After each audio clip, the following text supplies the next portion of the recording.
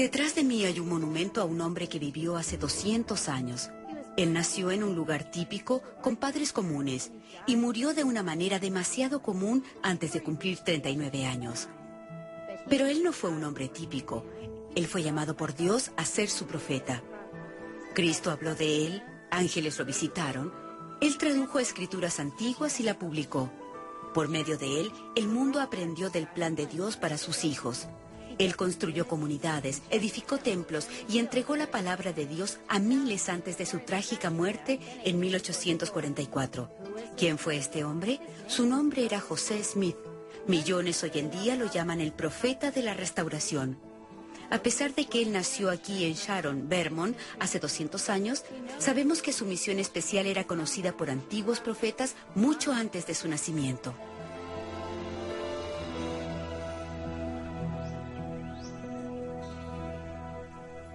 Nuestro Padre Celestial no deja nada al azar, especialmente cuando se trata de la salvación de sus hijos. Él ha planeado y se ha preparado para lograr sus propósitos desde el comienzo. Y él sabía que llegaría un día en que la restauración de las verdades divinas sería necesaria debido a una apostasía. Y una parte de la restauración divina, que fue preparada mucho tiempo antes de que ocurriera, fue el llamamiento del profeta José Smith. El llamamiento y la preparación e incluso el entrenamiento del profeta José Smith no fue un accidente. Mucho antes de que se establecieran los cimientos de la tierra, en los consejos de la eternidad se decretó que él, José Smith, sería el hombre que, en la última dispensación de este mundo, habría de llevar a la gente la palabra de Dios y recibiría las llaves y el poder del sacerdocio del Hijo de Dios. El Señor había estado observándolo, y observando a su padre, y al padre de su padre, y a sus progenitores hasta Abraham, y aún desde Abraham hasta el diluvio, y desde el diluvio hasta Enoc, y desde Enoc hasta Adán. El Señor ha observado esa familia y esa sangre mientras ha circulado desde su fuente original hasta ese hombre. Él fue preordenado en la eternidad para que presidiera esta última dispensación.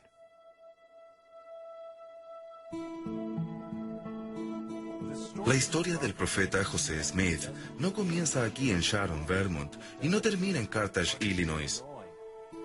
Muchos profetas, antiguos profetas, algunos de los más grandes profetas y videntes que han caminado la tierra, han conocido y profetizado de la misión del profeta José Smith. Y esto realmente comienza con nuestro primer padre, Adán. Él reunió a su posteridad en el valle de Adán, Hondi y Amán. Y el Espíritu Santo le ayudó a profetizar todas las cosas que le ocurrirían a su posteridad hasta la última generación. En esa conferencia, Enoc fue el escriba y mantuvo los registros. Enoc habló de la labor de los últimos días, del recogimiento de Israel desde las 4 partes de la tierra, de la construcción de la Nueva Jerusalén, del establecimiento de Sión y de la segunda venida de Jesús, y profetizó acerca de un libro que saldría de la tierra que testificaría de Jesucristo y de la resurrección. Hoy en día, el presidente Ezra Taft Benson, uno de los sucesores de José Smith, ha dicho que hemos visto el cumplimiento de la profecía de Enoc, que la virtud bajó del cielo cuando el Padre y el Hijo se aparecieron al joven profeta José. Y la verdad literalmente salió de la tierra cuando el libro de Mormón fue sacado y traducido por el profeta y después puesto a disposición de todo el mundo.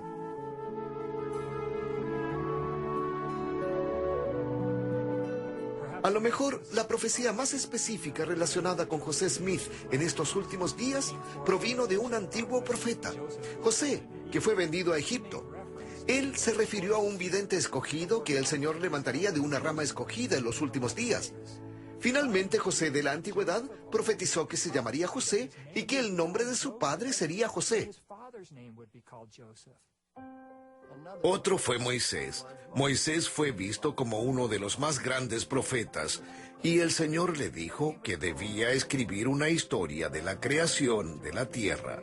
Pero también le dijo que ciertas partes serían sacadas del libro. Y en el día en que los hijos de los hombres menosprecien mis palabras y quiten muchas de ellas del libro que tú escribas, He aquí, levantaré a otro semejante a ti, y de nuevo existirán entre los hijos de los hombres, entre cuantos creyeren. Ese gran profeta, a quien el Señor le dijo a Moisés que sería como él, es el profeta José Smith. Otro antiguo profeta que supo y vio la misión divina del profeta José Smith fue Isaías. Él habla acerca de un futuro sirviente que aparecerá, que cumplirá propósitos divinos y que será instrumental en traer la palabra del Señor a muchas personas. Y esta profecía, sorprendente en su contenido, describe las características específicas, atributos y acciones de este futuro sirviente. Este es un sirviente que sería llamado desde el vientre de su madre. En otras palabras, él sabría que fue preordenado. Este es un profeta que supo que él había sido preordenado. Este es un profeta que hablaría las palabras del Señor. Así dice el Señor. Este es un profeta que sería una luz a los gentiles. Desde el comienzo del profético joven ministerio de José Smith, él fue enseñado y aconsejado por muchos de los profetas antiguos, muchos seres celestiales. Comenzó, por supuesto, con la visión del Padre y del Hijo. Y le enseñaron algo, pero por lo que sabemos fue algo breve.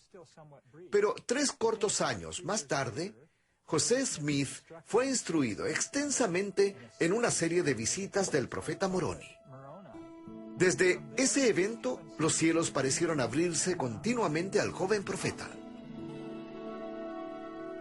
José Smith fue apartado por el Todopoderoso de acuerdo a los consejos de los dioses en los mundos eternos, para introducir los principios de vida entre la gente, de los cuales el Evangelio es el gran poder e influencia, y por medio del cual la salvación puede llegar a todos los pueblos, naciones, tribus, lenguas y a todos los mundos. Los principios que lo han colocado en comunicación con el Señor y con los antiguos profetas y apóstoles. Hombres como Abraham, Isaac, Jacob, Noé, Adán, Set y Enoc.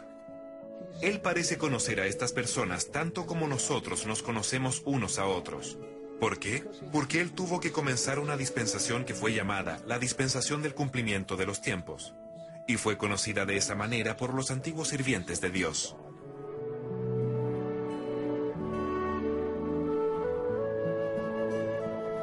No solo fue el profeta José Smith preparado desde las eternidades para ser el profeta de la restauración, pero muchas otras cosas tenían que ser preparadas para que la restauración fuera exitosa. El Señor preparó no solo eventos, sino también individuos. Hombres como Martín Lutero, Ulrich Zwingli y John Calvin fueron todos preparados. Algo absolutamente esencial para el éxito de la restauración fue el descubrimiento, la colonización y el establecimiento de esta nación americana.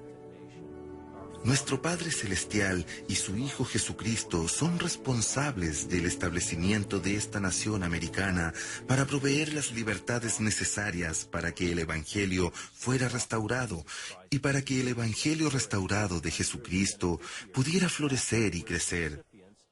Nosotros también somos los beneficiarios de esto, los recipientes de los que han pagado un alto precio para que podamos disfrutar de las libertades que tenemos.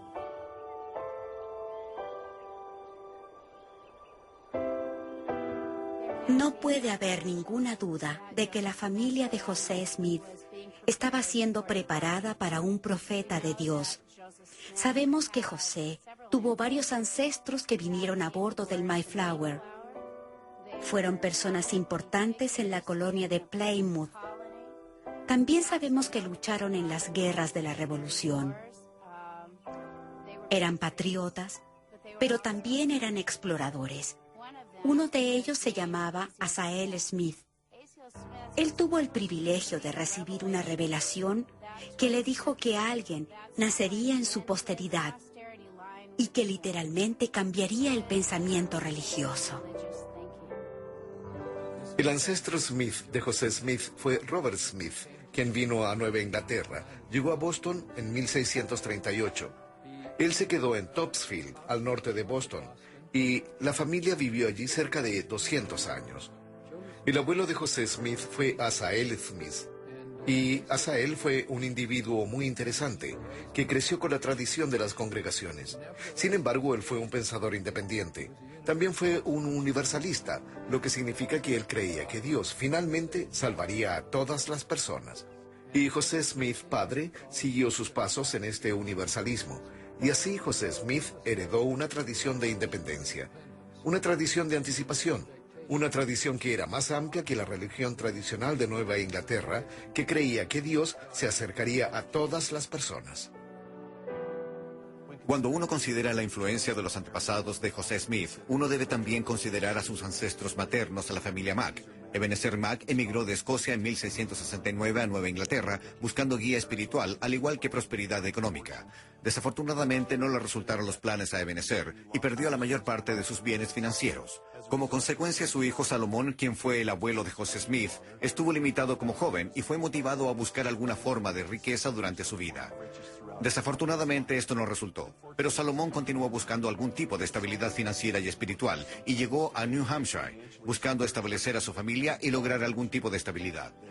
Esto influyó grandemente en José Smith y en su herencia familiar, mientras buscaban estabilidad espiritual al mismo tiempo que algún tipo de estabilidad financiera. José Smith padre y Lucy Mack Smith se conocieron en el almacén general en Pembridge, Vermont, que era propiedad de Stephen Mack, el hermano de Lucy Mack. Después que se conocieron, se enamoraron y eventualmente se casaron. Se fueron a vivir a un lugar llamado Turnbridge, Vermont, donde José Smith padre trabajaba como granjero. Eventualmente un negocio de tipo empresarial llevaría a los Smith a otro lugar. Se asentaron por un tiempo en un lugar llamado Royalton y también en Randolph, antes de quedarse finalmente en una hacienda arrendada que pertenecía a Salomón Mack, en un lugar llamado Sharon, condado de Windsor, Vermont. Para cuando llegaron a ese lugar ya tenían 3 hijos, Alvin, Hiram y Sophronia. Fue en un frío día en Sharon, Vermont, que José Smith hijo nació de José Smith padre y Lucy Mack, el 23 de diciembre de 1805.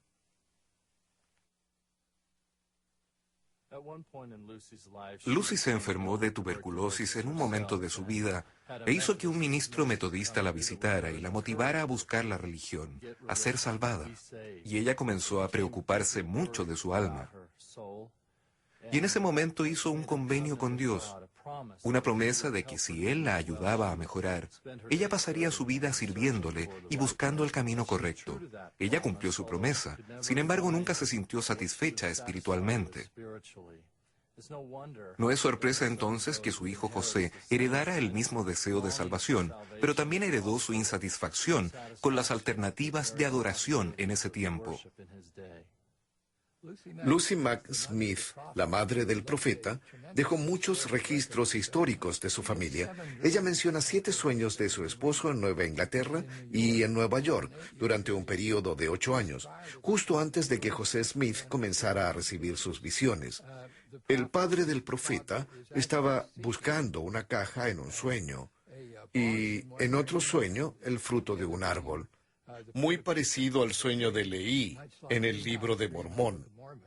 Esto muestra el denominador común de todos estos sueños, que él estaba buscando la voluntad de Dios, el camino de Dios y el favor de Dios.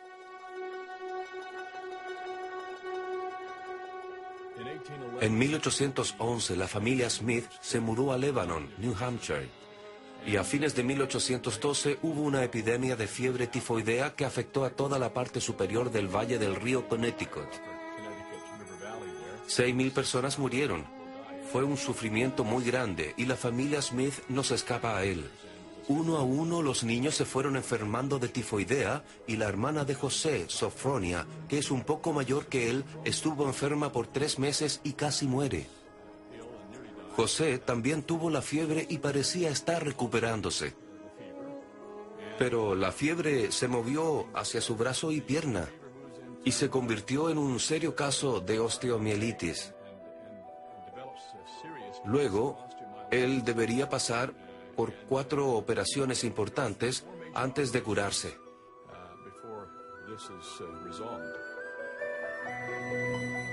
Todas estas operaciones se efectuaron sin anestesia a un joven que de cierta manera se hizo cargo de lo que estaba ocurriendo.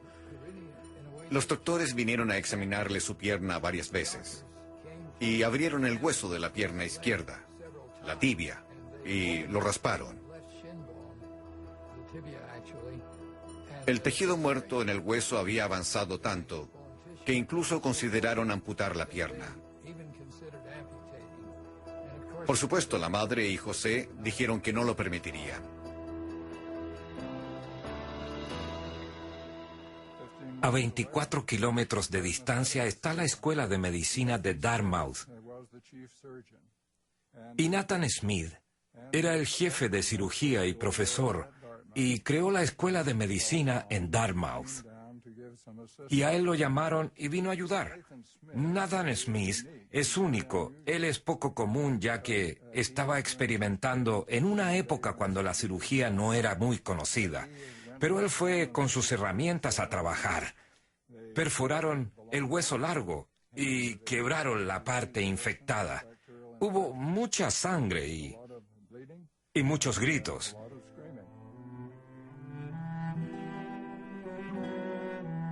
Lucy había salido de la casa cuando comenzaron a quebrar huesos. Ella regresó al escuchar los gritos y vio esta inusual escena sangrienta.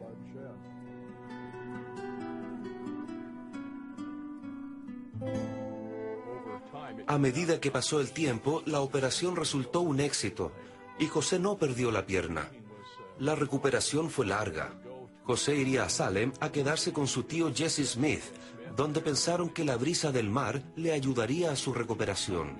Él usó muletas por casi 4 años, hasta que su pierna finalmente se curó. Es increíble pensar acerca de esta experiencia, de que el doctor, aparentemente el único doctor en esa época que había comenzado a usar técnicas experimentales para tratar estados avanzados de osteomielitis, estaría a 8 kilómetros de la casa de José Smith. También es importante considerar que José Smith no entendía mucho en esa época lo importante que sería para él tener su pierna. Él iba a hacer muchos viajes de ida y vuelta entre Kirtland y Missouri y otras localidades. Así, podemos ver la mano de Dios aquí, preparando y cuidando a este joven, quien se iba a convertir en profeta al preservar su pierna de una manera maravillosa. Con cuentas médicas devastadoras y luchando para subsistir como granjeros en el río Connecticut, la familia Smith pensó en mejorar su situación mudándose a Norwich, Vermont. Allí nuevamente trataron de ganarse la vida cosechando, pero en los años 1814, 15 y 16 sus cosechas fueron un fracaso, una situación demasiado conocida para los granjeros de Nueva Inglaterra.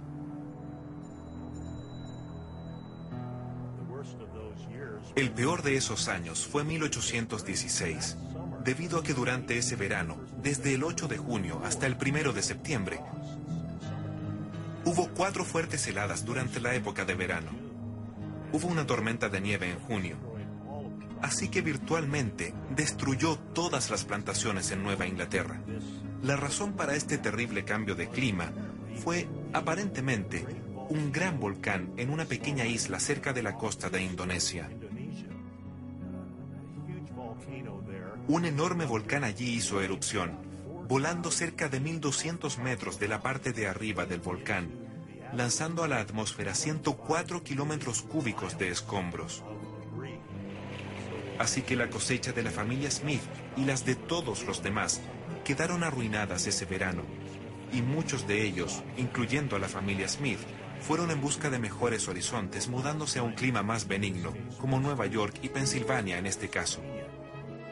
El padre de José había ido a Palmira a establecer un lugar para la familia y para enviar la carreta y el conductor.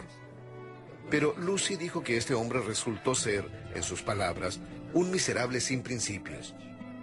Él estaba bebiendo. gastando el dinero del viaje en él.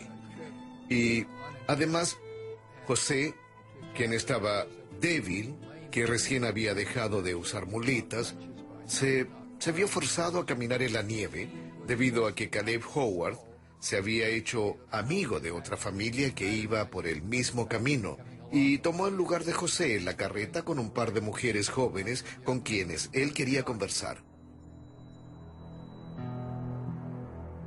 Howard me sacó de la carreta y me hizo caminar en la nieve en mi débil estado 64 kilómetros cada día por varios días, y durante este tiempo sufrí de mucho dolor y cansancio. Y todo esto para que el señor Howard pudiera disfrutar de la compañía de 2 de las hijas del señor Gates, las cuales él puso en la carreta donde yo debería haber viajado. Y él continuó haciendo esto día tras día durante el viaje. Y cuando mis hermanos protestaban al señor Howard por cómo me estaba tratando, él les pegaba con la parte trasera de su látigo. En la parte final del viaje, Lucy despidió a este conductor sin principios. El señor Howard. Él se iba a ir con el equipo y la carreta de ella. Pero Lucy llamó a un grupo de personas que estaban en la taberna y lo echó diciéndole que era un ladrón y que ya no necesitaba de sus servicios. Entonces, Lucy hizo arreglos para que José viajara en el trineo de una familia que los acompañaba. Y, de manera muy vengativa, alguien le pegó a José y lo botó en la nieve. Y José dijo que quedó botado encima de su propia sangre hasta que un extraño lo recogió y lo llevó con él a Palmira. De cuando ellos se reunieron en Palmira, Lucy tiene un retrato muy conmovedor de los niños junto a su padre llorando y abrazándolo al reunirse como familia. La familia era la fortaleza del profeta. Su familia fue llamada, igual que el profeta, a traer la restauración del Evangelio.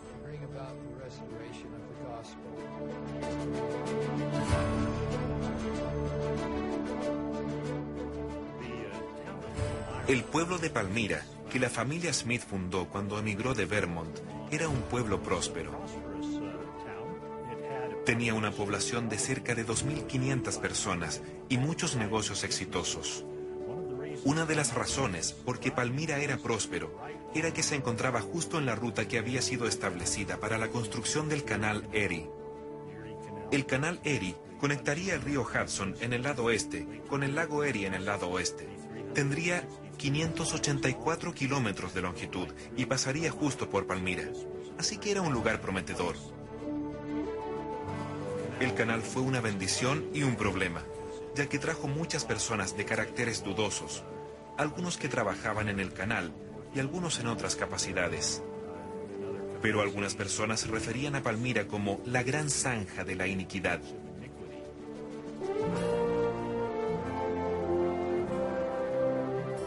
Cuando la familia Smith llegó a Palmira a principios de 1817 y la familia estaba toda reunida, se sentaron y conversaron sobre lo que debían hacer en el futuro para ganarse la vida.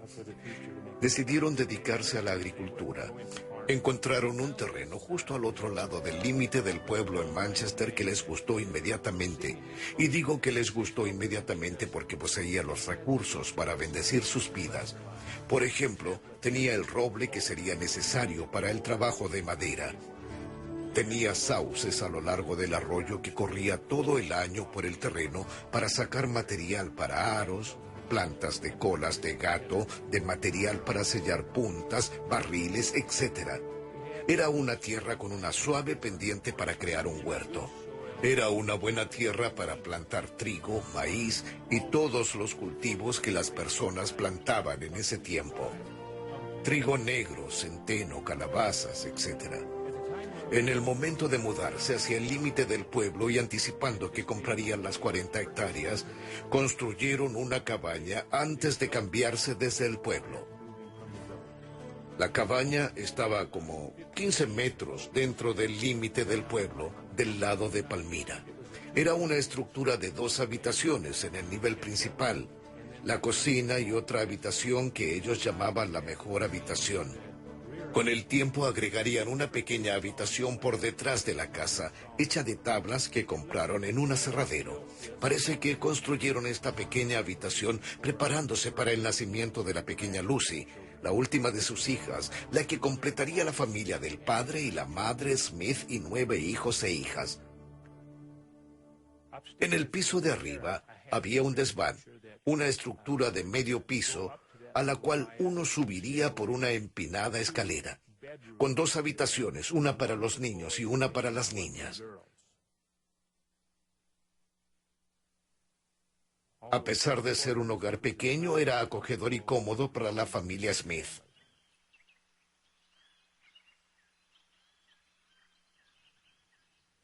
La familia Smith pasó largos días construyendo su casa y montando la granja.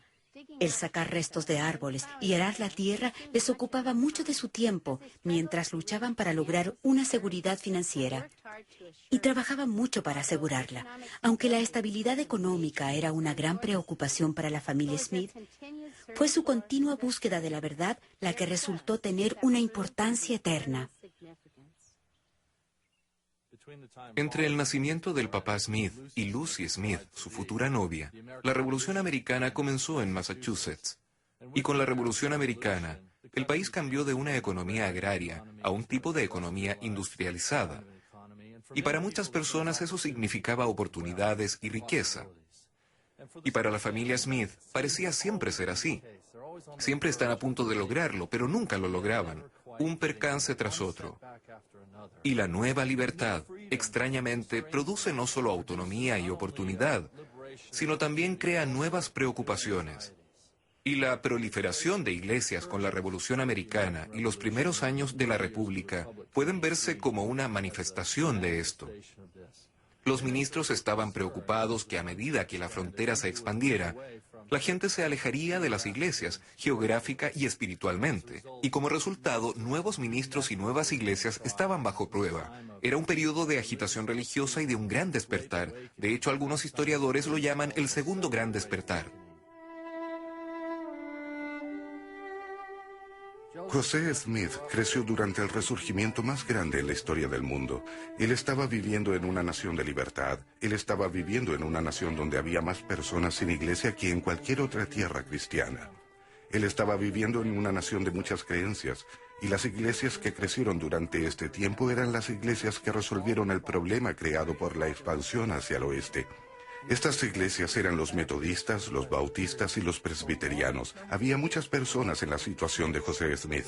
Estaban preocupadas, fueron convertidas y se hacían la pregunta, ¿a cuál iglesia debo unirme? Lucy Mack Smith, la madre de José, escribió una historia de su familia, la cual es centrada alrededor de 2 temas. Es claro que estaban preocupados de cómo iban a progresar, de cómo iban a pagar sus cuentas en esta nueva economía que trajo todo tipo de dificultades y desafíos.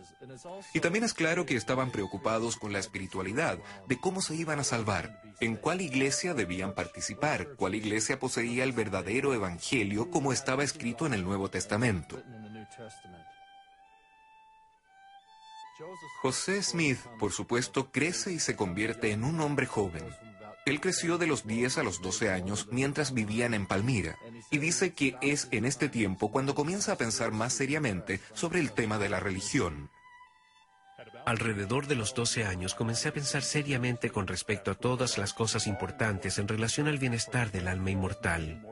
Habiendo sido influenciado con respecto al tema de la religión y mirando a distintas creencias, no sabía quién tenía la razón o quién no, pero consideré que era muy importante para mí estar en lo correcto en asuntos de consecuencias tan eternas.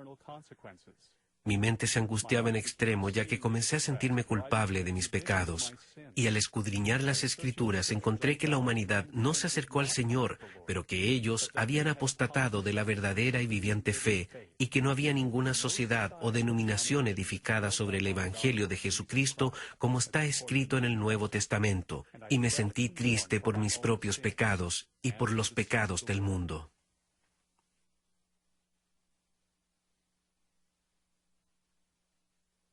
Durante este periodo, José Smith estaba involucrado en una búsqueda para decidir a cuál iglesia unirse, y él indudablemente, junto con otros en la comunidad, asistieron a muchas reuniones al aire libre, que era una de las técnicas usadas por los ministros durante este tiempo para presentar el evangelio que ellos entendían a la gente en esa región. Algunas de estas reuniones duraban varios días, incluso hasta una semana. Los ministros construían una plataforma donde se paraban o simplemente lo hacían sobre troncos cortados, predicando día tras día. Muchas personas se entusiasmaron con la religión durante estas animadas reuniones. Anualmente, la Iglesia Metodista llevaba a cabo conferencias por todo Estados Unidos, Inglaterra y Canadá. Una de estas conferencias era llamada la Conferencia de Genesee. Uno de los ancianos que presidía la conferencia era George Lane. No sabemos cuándo exactamente José Smith se reunió con él bajo su tutelaje, pero sabemos que lo hizo. Y William Smith dijo que George Lane en algún momento predicó un sermón titulado ¿A cuál iglesia debo unirme? O ¿A qué iglesia debo unirme? Y usó como su texto Santiago 1:5. Pero repentinamente él comienza a leer la Biblia en forma diferente. Él deja de verla como era vista por todos alrededor de él, principalmente como una especie de archivo de los asuntos de Dios con la humanidad. Y comenzó a verla como un libro de ejemplos, como una invitación a recibir su propia revelación. Y si alguno de vosotros tiene falta de sabiduría, pídala a Dios. José se sintió profundamente impresionado por esta idea y decidió probarla él mismo. Agobiado bajo el peso de las graves dificultades que provocaban las contiendas de estos grupos religiosos, un día estaba leyendo la epístola de Santiago, 1 capítulo y 5 versículo, que dice: «Y si alguno de vosotros tiene falta de sabiduría, pídala a Dios, el cual da a todos abundantemente y sin reproche, y le será dada». Ningún pasaje de las Escrituras jamás penetró el corazón de un hombre con más fuerza que este. En esta ocasión el mío pareció introducirse con inmenso poder en cada fibra de mi corazón. Lo medité repetidas veces sabiendo que si alguien necesitaba sabiduría de Dios, esa persona era yo, porque no sabía qué hacer, y a menos que obtuviera mayor conocimiento del que hasta entonces tenía, jamás llegaría a saber, porque los maestros religiosos de las diferentes sectas entendían los mismos pasajes de las Escrituras de un modo tan distinto que destruían toda esperanza de resolver el problema recurriendo a la Biblia. José nos dice que inmediatamente después de leer Santiago 1:5, por lo menos una de las veces que estaba meditando el pasaje, se retiró al bosque a orar, aunque él nunca antes había orado vocalmente en su vida.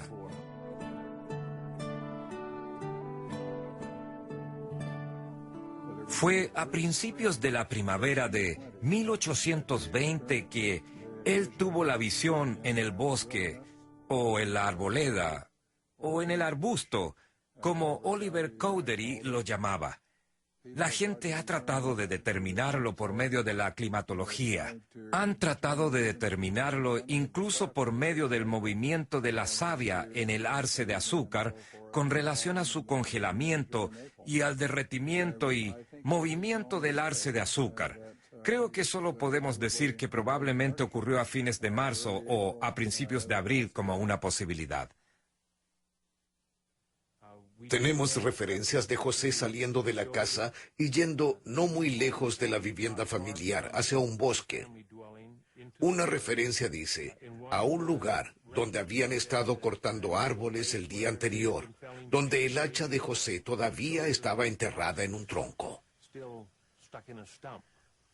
José Smith aprendió inmediatamente cuando fue a la arboleda que el poder del mal es real y fuerte.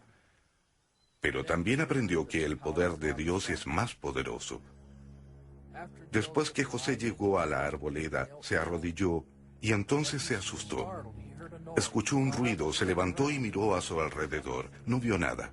Se arrodilló nuevamente en oración y entonces se apoderó de él una fuerza que lo dominó. Pensó que iba a ser destruido.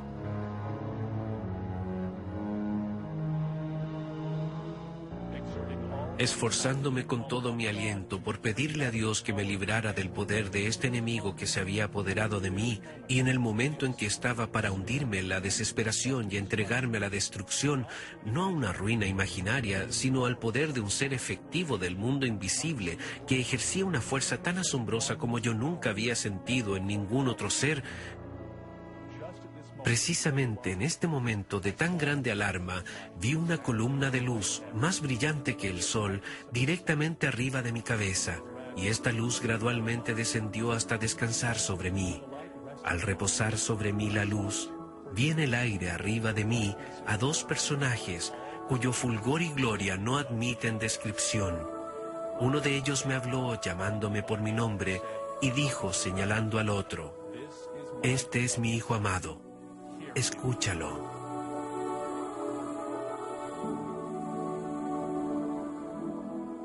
José tenía dos preguntas cuando fue al bosque a orar. Primero, ¿cuál iglesia era la correcta? ¿A cuál debía unirse?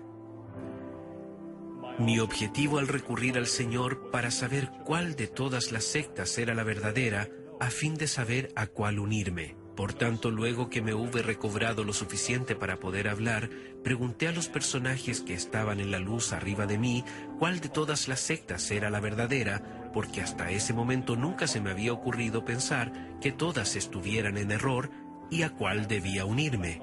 Se me contestó que no debía unirme a ninguna porque todas estaban en error. Y el personaje que me habló dijo que todos sus credos eran una abominación a su vista, que todos aquellos profesores se habían pervertido, que con sus labios me honran pero su corazón lejos está de mí, enseñan como doctrinas los mandamientos de los hombres teniendo apariencia de piedad, mas negando la eficacia de ella.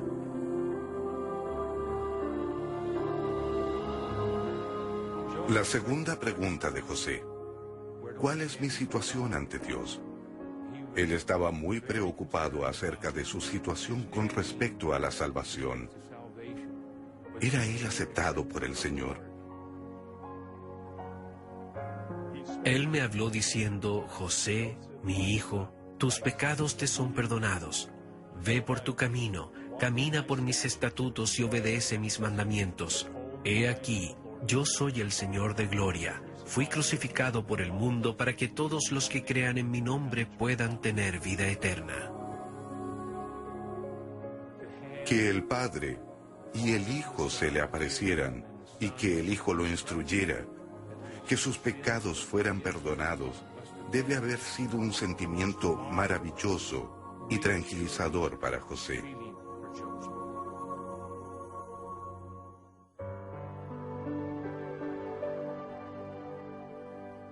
El profeta aprendió muchas cosas mientras estaba en esa reunión acerca del Padre y el Hijo en relación a la naturaleza de Dios, y también aprendió que son personajes separados, y además se enteró de que él mismo tendría un rol muy importante en el futuro del proceso de restauración. La primera visión del profeta José Smith cambió el perfil del mundo religioso para siempre. Cuando el profeta salió de la arboleda sagrada, él había aprendido algunas verdades muy importantes que no habían sido conocidas por siglos. Él aprendió que Dios contesta oraciones. Aquí podemos ver una revelación personal que ha sido dada a un joven que se preparó para recibirla. Una de las cosas que aprendió fue que Dios nuestro Padre Celestial y su Hijo Jesucristo son seres verdaderos y tangibles. Ellos viven en lejanos cielos, que pueden contestar oraciones, y que el Padre y el Hijo tienen una apariencia similar, que el Padre y el Hijo están interesados en los seres humanos en forma individual, que el Padre nos conoce por nombre. José aprendió que la Trinidad no es un concepto etéreo o filosófico, pero que hay miembros específicos de la Trinidad, o se podría decir la presidencia del cielo. Él aprendió que nuestro Padre Celestial ama a su Hijo, su amado Hijo, pero que también testifica de su Hijo y del poder que el Hijo puede tener en nuestras vidas. Esta fue una visión como ninguna otra. Además, José aprendió que Jesús es el Cristo, que Él fue crucificado por los pecados del mundo, que la expiación fue muy real, muy personal, que no fue un concepto filosófico ni simbólico y que realmente ocurrió. José aprendió que sus pecados pueden ser borrados y esta primera visión ocurrió en un lugar de verdad, en un tiempo real. El presidente Gordon B. Hinckley ha dicho que la arboleda sagrada, donde José tuvo su primera visión, es la joya de los lugares históricos de la Iglesia, porque es el único lugar donde sabemos que el Padre y el Hijo vinieron y que se les aparecieron a un ser mortal. Y esto es algo único y será algo único en el mundo para los que sigan las enseñanzas del profeta José Smith.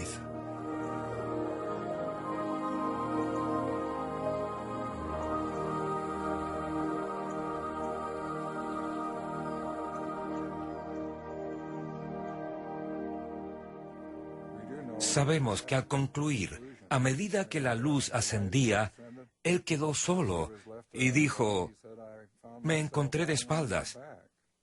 Él estaba sin duda física y mentalmente agotado por la experiencia. Cualquiera sea el caso, él se levantó y regresó a su casa. Y todavía en un estado un poco atontado, se apoyó en la mesilla de la chimenea. Y su madre entró y le dijo, ¿pasa algo, José? Y él le dijo, todo está bien. Me siento bastante bien. Pero he sabido a satisfacción mía que el presbiterianismo no es verdadero. Él no está individualizando a una religión en particular. Él le habría dicho eso a su madre sobre cualquier denominación. Aquí hay un intento de aconsejar a su madre, de hacerle saber, ya que ella es presbiteriana. Creo que él mantuvo las instrucciones que recibió la arboleda en forma privada y no las compartió mucho. Él las compartió con el ministro metodista y aparentemente con otros también.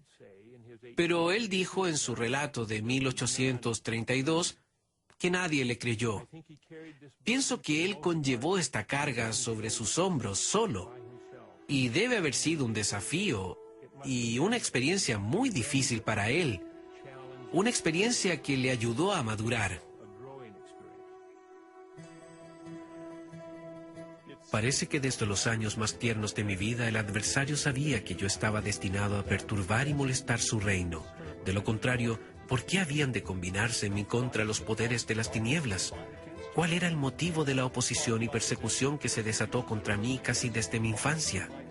Aunque no era yo sino un muchacho desconocido y apenas entre los 14 y 15 años de edad, y tal mi posición en la vida que no era un joven de importancia alguna en el mundo, sin embargo los hombres de elevada posición se fijaban en mí lo suficiente para agitar el sentimiento público en mi contra y provocar con ello una encarnizada persecución.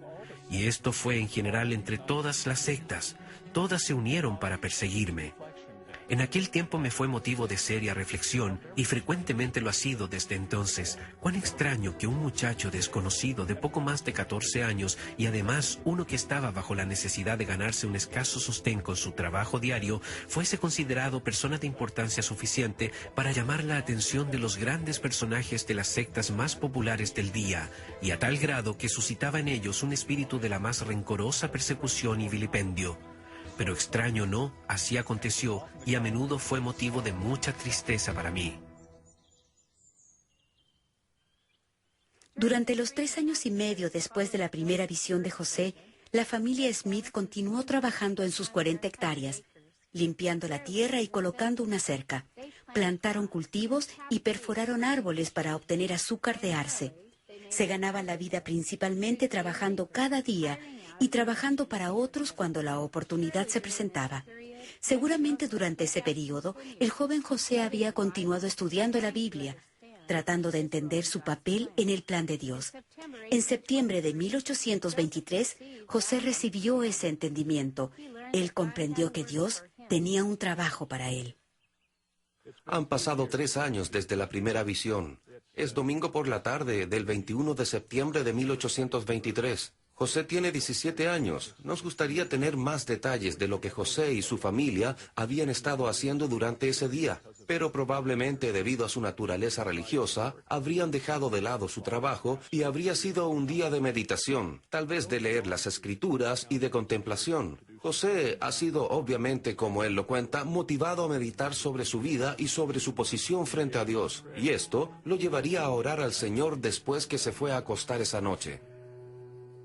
Encontrándome así en el acto de suplicar a Dios, vi que se apareció una luz en mi cuarto y que siguió aumentando hasta que la habitación quedó más iluminada que al mediodía, cuando repentinamente se apareció un personaje al lado de mi cama, de pie en el aire, porque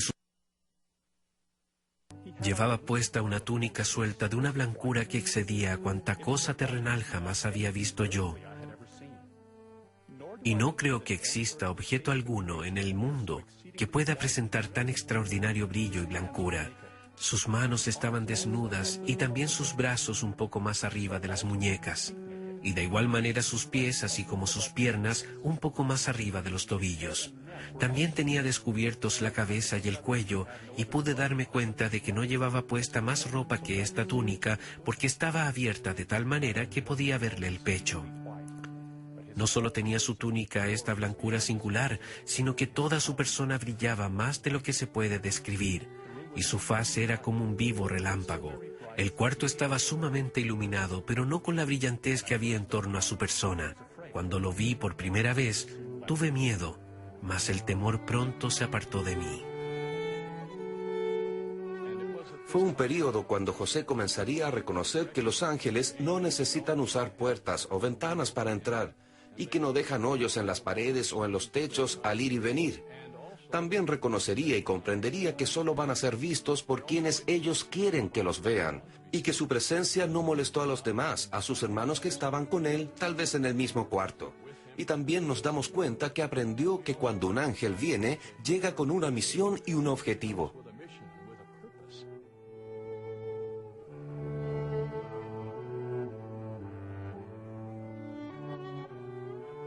Este mensajero dijo que se llamaba Moroni, y entonces le dijo algo extraordinario a este joven de 17 años. Le dijo a José que entre las naciones, tribus, lenguas y pueblos se tomaría su nombre para bien y para mal, lo cual debe haber sorprendido a José. Él también le habló acerca de un libro que había sido escrito por los antiguos habitantes de América, y que él, Moroni, lo había depositado en un cerro cerca del hogar de José, y que este libro contenía la plenitud del Evangelio de Jesucristo. También le dijo a José que había un instrumento, las piedras para videntes, las cuales le ayudarían a traducir el libro. Después comenzó a citar las profecías del Antiguo Testamento, especialmente del libro de Malaquías, y más tarde de Isaías y del libro de los Hechos, y a decirle a José que él sería parte del cumplimiento de estas profecías en la Biblia. Después que Moroni le había mostrado a José en una visión dónde estaban escondidas las planchas, la luz comenzó a juntarse en derredor de Moroni, y él ascendió por un conducto de luz para salir del cuarto. Así, el ángel se aparecería 3 veces esa noche, repitiendo todo lo que le había dicho en la primera aparición y cada vez agregando una nueva información. Uno se podría preguntar ¿por qué 3 veces? Este modelo de repetición parece ser una manera que el Señor usa para reforzar e infundir principios importantes que Él quiere que sus servidores recuerden, y así parece ser con José. Además de repetir el mismo mensaje de las visitas anteriores, después del tercer mensaje, Moroni le da una advertencia a José Smith. Satán trataría de tentarme a causa de la situación indigente de la familia de mi padre, a que obtuviera las planchas con el fin de hacerme rico. Esto él me lo prohibió y dijo que al obtener las planchas no debía tener presente más objeto que el de glorificar a Dios, y que ningún otro motivo había de influir en mí sino el de edificar su reino. De lo contrario, no podría obtenerlas. Las entrevistas duraron toda la noche. Cuando el ángel Moroni se fue, estaba amaneciendo, y José tenía que ir a trabajar al campo con su padre.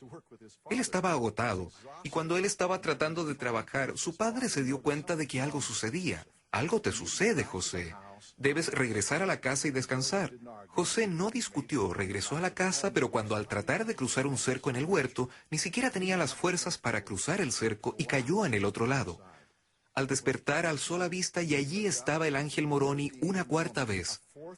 Le repite a José el mismo mensaje que le había dado la noche anterior, pero le recordó que le había dado instrucciones de contarle a su padre acerca de las visitas. Entonces José le declara a su padre lo que había ocurrido, los mensajes que el ángel le había entregado. Y cuando lo hace, José Smith padre le cree y acepta todo lo que su hijo le contó. El padre de José era un hombre profundamente religioso. Sin embargo, él no había estado involucrado en las iglesias locales como, por ejemplo, su madre. Aún así, cuando el padre de José da una respuesta tan positiva, debe haber animado a José y le debe haber aliviado su carga, y también le debe haber dado ánimo para seguir adelante y hacer lo que el ángel le indicó. Y además, el apoyo del padre llevó a otros en la familia, a todos en la familia, de hecho, a entregarle su apoyo. José dejó a su padre e hizo el viaje al sur de 5 kilómetros a un cerro de un tamaño considerable, conocido ahora como el Cerro Cumorah. Él escaló hasta cerca de la cima donde él había visto en la visión que las planchas estaban escondidas en el costado occidental, no lejos de la cima. Cuando estaba allí, había una piedra que cubría la caja en la cual las planchas estaban depositadas. Se consiguió una rama que usó de palanca y habiendo quitado la tierra de la orilla, levantó la piedra y allí estaban las planchas. Él intentó sacarlas, pero recibió una sacudida. Trató 3 veces de obtener esas planchas.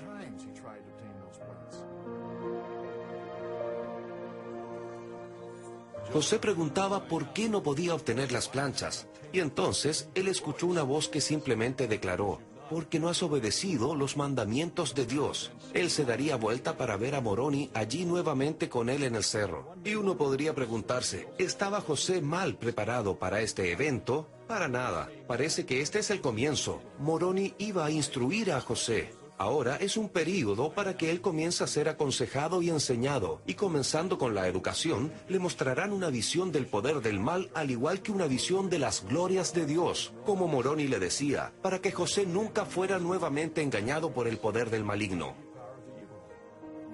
Moroni viene y es un profundo educador del profeta José Smith. Él le enseña acerca de las cosas que van a ocurrir. Parte del ministerio de José, de lo que se va a esperar de José. Le enseña acerca de conceptos divinos que tendrán un impacto eterno en la familia. No solo en la familia de José, sino en todas las familias que se hacen miembros del reino del Señor. Le enseña acerca de la naturaleza de cosas sagradas, y Moroni es, supongo, lo que uno llamaría el gran tutor del profeta José Smith durante esta primera etapa de la restauración del Evangelio de Jesucristo.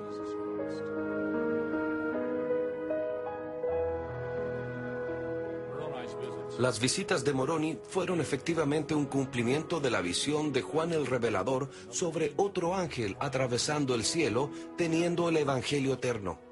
Seguramente las planchas de oro que Moroni le trajo a José Smith contienen el Evangelio eterno. Y esto fue el cumplimiento, por lo menos en parte, de la visión de Juan.